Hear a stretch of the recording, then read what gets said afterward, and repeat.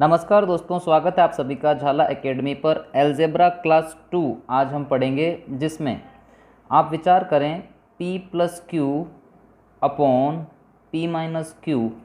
पिछले वीडियो में हमने प्लस के साथ पढ़ा था, आज हम पढ़ेंगे माइनस के साथ। Minus p minus Q upon p plus Q.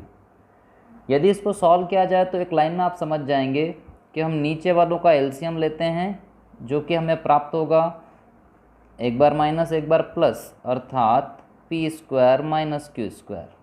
जब ऊपर गुणे होंगे तिर्यक रूप में दोनों तरफ, तो P square plus P Q, फिर उसके बाद गुणा होगा क्यू पी, फिर क्यू स्क्वायर, फिर माइनस है तो माइनस के साथ होगा पी स्क्वायर, फिर पी क्यू, क्यू पी और क्यू स्क्वायर। यहाँ पर देखने वाली बात यह है कि पी स्क्वायर और क्यू स्क्वायर कट जाएंगे, तो बचेगा केवल हमारे पास 4 पी क्यू। अब हमें सदैव यही ध्यान रखना है कि जब भी फॉर्मेट ये रहे सवालों का और बीच में यदि माइनस हो, तो हमें ध्यान में रखना है कि सॉल्यूशन होगा केवल इतना सा, 4 P Q upon P square minus Q square. चलिए चर्चा करते हैं कुछ सवालों की। पहला सवाल जो आज की इस मेथड पर, या यूँ कह लीजिए कि इस कंसेप्ट पर आधारित है, वो देखते हैं। फॉर एग्ज़ाम्पल आपको परीक्षा में मिले √5 प्लस √3, ये हुआ p प्लस क्यू का फॉर्म। नीचे है √5 माइनस √3 और माइनस के साथ लिखा मिल गया √5 माइनस √3 अपॉन √5 प्लस √3। साथ ही साथ ये भी लिखा हो कि बराबर 2√m हो तो m बराबर क्या होगा। क्वेश्चन है हमारे पास कि हमको ये दिया हुआ है और m का वैल्यू क्वेश्चन मार्क लगाया, मतलब पूछा है। अब हम m का वैल्यू निकालने के लिए इस बहुत बड़े से सवाल को बहुत छोटा करने वाले हैं। ये जो फॉर्मेट आप देख रहे हैं, p plus Q upon p minus Q minus p minus Q upon p plus Q है। इस सबसे जो हमको टफ लगती है बात, उसे ख़त्म कर देते हैं। ये बहुत सरल है, 4 P Q upon P square minus Q square. तो चलिए 4 ये तो लिखना ही है। अब पी क्यू लिखने के लिए पी ये है, क्यू ये है, गुणा होगा 5 तिया 15। मैं लिखने वाला हूँ डायरेक्ट अंडर रूट के अंदर 15। ये हो गया 4 P Q upon P square minus Q square. आप जानते हैं पी स्क्वायर करेंगे तो 5 बाहर, क्यू स्क्वायर करेंगे तो 3 बाहर, और 5 में से 3 गया 2। इज़ इक्वल टू में जो चल रहा था उसको बिना छेड़े हम ऐसे चलने देंगे 2√m। अब आप ही बताइए, एक ही लाइन में हम आपको पता चल गया होगा m का वैल्यू क्या है, क्योंकि यहाँ से आप काटेंगे इसको 2 बार, ऊपर से ऊपर कट जाता है, अर्थात 2 से 2 कैंसल। तुलना करने पर प्राप्त होगा कि m का वैल्यू हो गया 15, क्योंकि जब √m √15 है तो जाहिर सी बात है कि m क्या होगा 15। यही आपका आंसर है। चलते हैं अगले प्रश्न की ओर, देखते हैं अगला क्वेश्चन क्या है।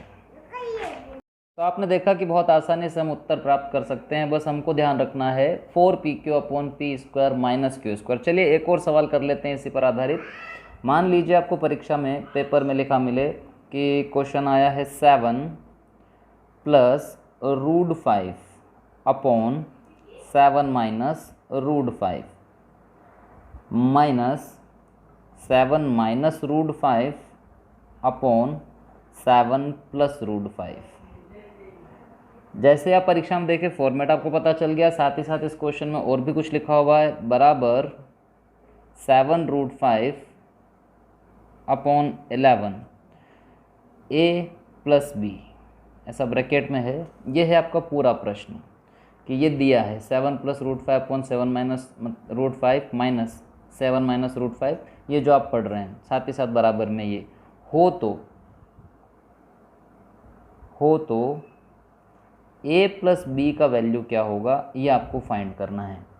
गिवन आपको ऊपर दिया हुआ, ये फाइंड करना बहुत सरल है, क्योंकि आपको याद है कि ये जो फॉर्मेट चलता है इसमें हम कुछ भी नहीं करते हैं, 4 P Q upon P square minus Q square. चलिए देखते हैं क्या बनता है। 4 पी क्यू करना चाहता हूँ, पी 7 है और क्यू मेरे पास √5 है, गुणा होगा तो ये हो जाएगा 7√5, इंटू लगा के लिखने वाला हूँ 7√5 upon P square minus Q square, P square का मतलब आप समझ गए होंगे 7 का स्क्वायर 49 और क्यू स्क्वायर करेंगे तो 5 बाहर आ जाएगा, तो 49 माइनस 5 जो कि बाहर आ जाएगा। ये हमारा फॉर्मेट की वजह से बहुत सरल हो गया है। बराबर में जो हमारा सवाल था वही हम लिख देंगे।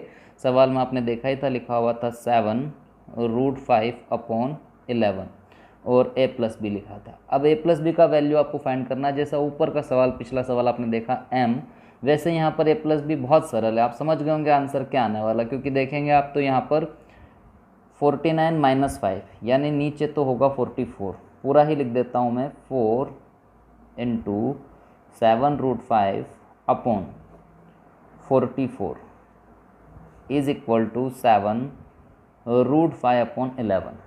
साथ में चल रहा है a प्लस बी। अब आप स्वयं देखें तुलना करके, तो 4 से ये हो गया 4 एकम यानी 11 बार, तो 7√5/11, यहाँ भी 7√5/11, पूरे से कैंसिल। तो a प्लस बी के लिए कुछ बचा? बिल्कुल भी नहीं।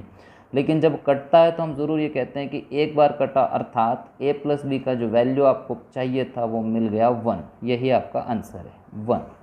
बहुत सरलता से आप उत्तर प्राप्त कर सकते हैं। दोनों ही सवालों में आपने देखा कि 4pq/p² plus Q square, sorry p square minus Q square ध्यान होने से आप बहुत सरल इन सवालों को बना रहे हैं। चलिए, यहाँ तक अगर आपको समझ में आया हो तो अगली क्लास में फिर मुलाकात होगी। तब तक के लिए मुस्कुराते रहें और वीडियो अच्छा लगने पर ज़रूर शेयर करें। कोई कमी हो तो कमेंट करके ज़रूर बताएं। जो नए स्टूडेंट है वे ज़रूर सब्सक्राइब करें। मिलते हैं अगले वीडियो में, तब तक के लिए मुस्कुराते रहें।